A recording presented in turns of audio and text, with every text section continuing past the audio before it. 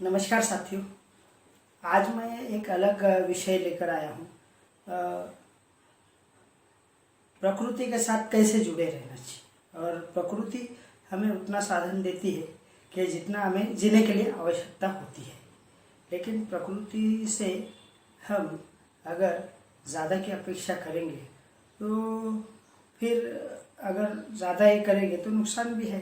तो जितना चाहिए जीने की आवश्यकता साधारण जीवन जीने के लिए उतना प्रकृति हमें देती है।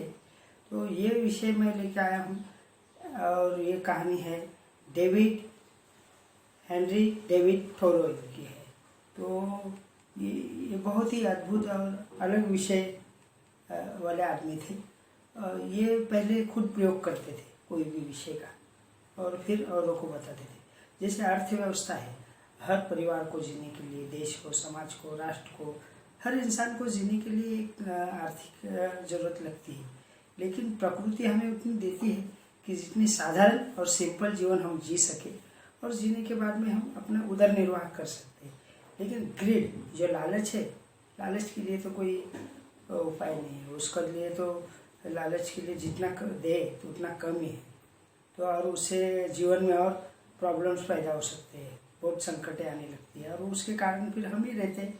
तो डेविड हेनरी थोरो जो है ये एक बहुत ही अच्छे विचारक थे और वो खुद इकोनॉमिक पर भी उन्होंने प्रयोग किए हैं और प्रकृति पर उन्होंने रिसर्च किया है।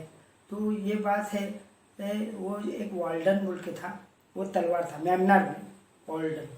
तो वहाँ एक ज़मीन थी, ज़मीन में उन्होंने सोचा क्या, उनके मित्र से उन्होंने कुछ पे कर ज़मीन ली और ज़मीन लेने के बाद में वहाँ एक छोटा सा कैबिन बनाया। कैबिन बनाने के बाद में वहाँ वो रहते रहते फिर वो प्रकृति के साथ सानिध्य में रह के जुड़े रहकर रिसर्च कर रहे थे कि प्रकृति हमें कैसे जीना चाहिए और क्या करना चाहिए, क्या इम्पोर्टेंट है प्रकृति का और हमें उसके लिए क्या करना चाहिए। अगर हम प्रकृति के साथ में जुड़े रहे तो प्रकृति हमें छेड़छाड़ नहीं करनी चाहिए और उसके साथ जुड़े रहे तो हमें जितनी ज़रूरत की चीज़ें उतनी प्रकृति हमें देती है। तो ये सब रिसर्च कर ले और उनका स्वभाव इतना घुल मिलाव था कि औरों लोगों के साथ में वो बड़े ही घुल मिल कर रहते थे। और दूसरा फिर वो जो मित्र से उन्होंने जगह ली खेती कर, वहाँ बहुत सारा बीन पैदा किया, उससे भी उन्हें बहुत सा फ़ायदा हुआ। और फिर वो जो उन्होंने कुटिया छोटी सी बना के रखी थी, एक घर छोटा सा लकड़ी का, उसमें वो सिंपल में रहते थे और उसी से सामने वाला एक वाल्डन बोल के एक तालाब था, तालाब का देखते रहते थे तालाब की तरफ और वो प्रकृति का भी अध्ययन करते थे। तो यही क्या, एक बार वो उनके मित्र के लिए किसी काम से बाहर सिटी में चले गए, दूसरे स्टेट में। तो दूसरे स्टेट में गए तो क्या हो गया, तो वहाँ उनको कहा गया कि भाई आपको अगर ये क्रॉस करना है दूसरे सिटी में तो आपको टैक्स देना पड़ेगा, टैक्स। तो टैक्स नहीं देने की वजह से बोलते हैं असहयोग आंदोलन, असहयोग, मैं सहयोग नहीं करूँगा, मैं टैक्स नहीं पे करूँगा, आपको जो करना है वो कर सकते हैं आप।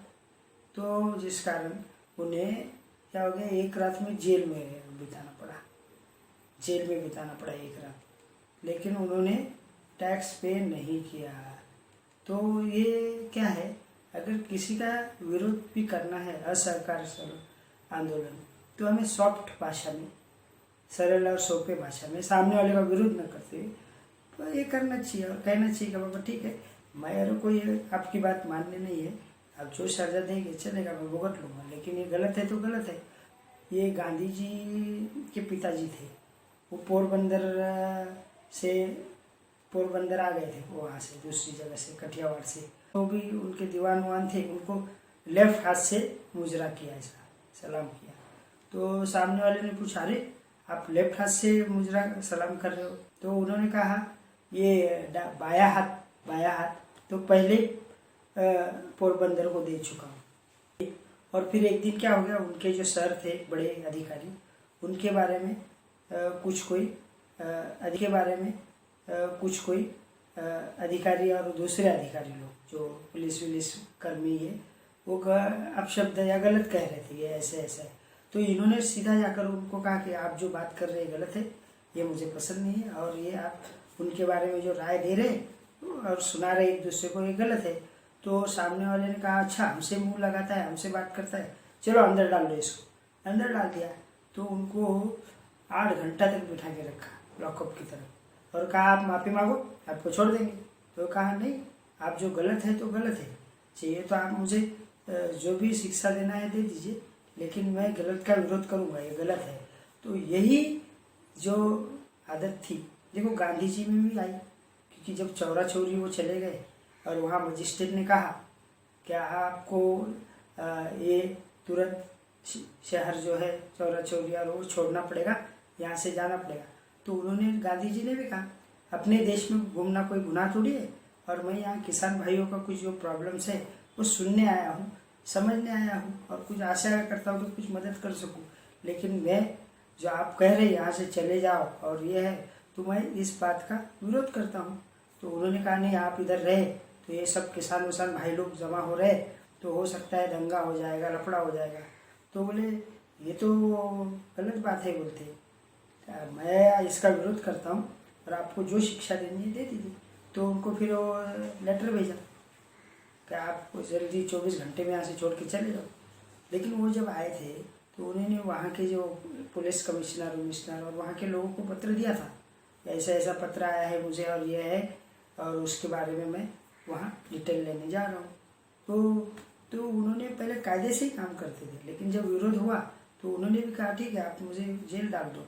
तो कोर्ट में खड़ा किया, और कोर्ट में खड़ा करने के बाद में उन्हें कहा कि आपके ऊपर 100 रुपया फाइन मारा जाता है, नहीं तो आपको इतने दिन जेल रखा जाएगा। बोले चलेगा, जेल रखो, मैं फाइन नहीं भरूँगा। तो मजिस्ट्रेट साहब बोले अब क्या करें, और पूरी भीड़ थी, पूरे पब्लिक थी कोर्ट में, कोर्ट के बाहर यहाँ। तो जज को लगा एक तो हम ज़बरदस्ती इसको बाहर भेज रहे, नहीं जा रहे तो उसको जेल डालेंगे, तो हमारी गलती है। तो उन्होंने कहा ठीक है आपको प्यार बॉन्ड पर छोड़ दिया। तो समझे ना, विरोध करने का जो तरीका है वो बहुत सरल और सीधा है। असहयोग आंदोलन करना चाहिए, जैसे हमें सामने वालों को उसकी बात बताना कि ये आप गलत कर रहे हैं और आपको मुझे अलर्ट करना है। और हम बचपन में कैसे संविधान में जो भी है और स्कूलों में है उसमें भी लिखा है सर्व समान नागरिक है, और उसमें पढ़ते थे स्कूलों में, ये सब पढ़ते थे भारत माझा देश है, सारे भारतीय माझे बांधव है। तो अगर हमारे सब बांधव है, भाई है, अगर एक भाई, बड़ा भाई या छोटा भाई गलत करता है, मिस्टेक करता है, क्योंकि हम हमारे देश में रहते हैं, यानी हम सब भाई है, तो वो गलत कर रहा है, भ्रष्टाचार कर रहा है, चोरी कर रहा है, व्यभिचार कर रहा है, गलत कर रहा है, जिसकी वजह से धन इकट्ठा कर रहा है, तो उसमें हमें उसको बताना चाहिए कि बाबा ये तुम गलत कर रहे हो, लेकिन प्यार से सॉफ्ट भाषा में करना चाहिए। वो बोलेगा कि तुम्हें क्या पड़ा है, तुम क्या कर रहे हो। अरे भाई हम भारत के नागरिक हैं और हम सब भाई है।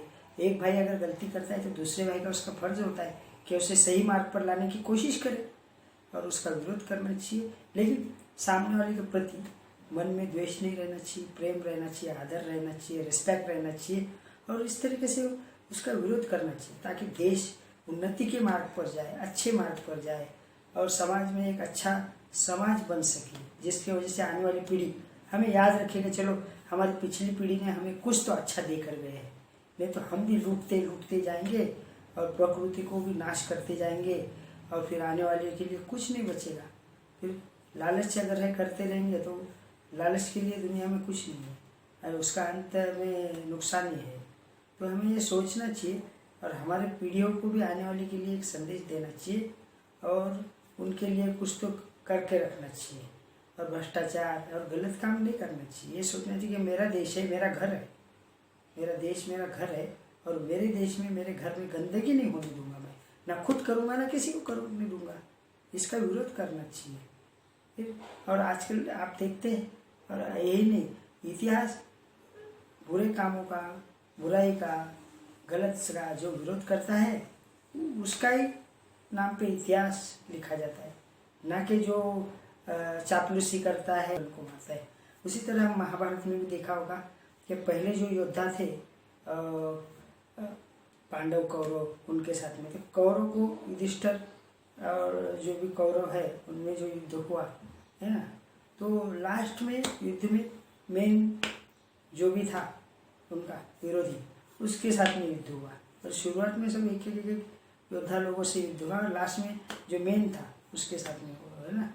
तो उसी तरह कंस को भी देखिए कृष्ण ने सब जगह पछाड़ते पछाड़ते आया, सब लोगों को फिनिश करते आया, लास्ट को कंस से युद्ध किया, कंस को उसको खत्म किया। तो ऐसा ही है।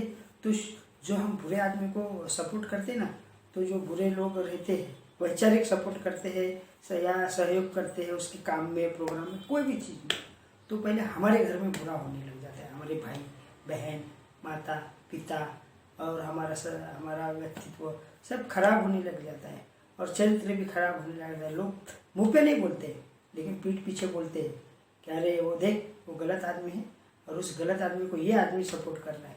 तो ये जो आदमी सपोर्ट कर रहा है, तो उसका जब कुछ गलत हो जाता है उसके घर में, फैमिली में, परिवार में, कहीं, तो लोग अंदर से बोलते हैं पीछे, देखा ना बुरे आदमी को सपोर्ट कर रहा है तो इसका पहले बुरा हो गया ना। हाँ, तो ऐसा है।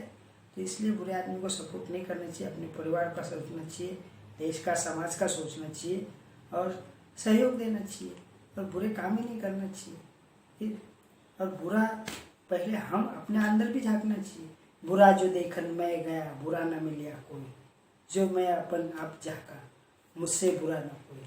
तो हमारे अंदर भी पहले झांकना चाहिए, हमारे अंदर कितनी बुराई है, और आहिस्ता आहिस्ता आहिस्ता उसको क्लीन करना चाहिए, कम कम कम कम करते रहना चाहिए, और आगे करते रहेंगे कम, तो फिर अपने आप स्वच्छता हो जाएगी। और ये प्रयोग है, आप ज़रूर करके देखें, शुरुआत खुद से करें, मज़ा आएगा, बहुत अच्छा प्रयोग। धन्यवाद, थैंक यू।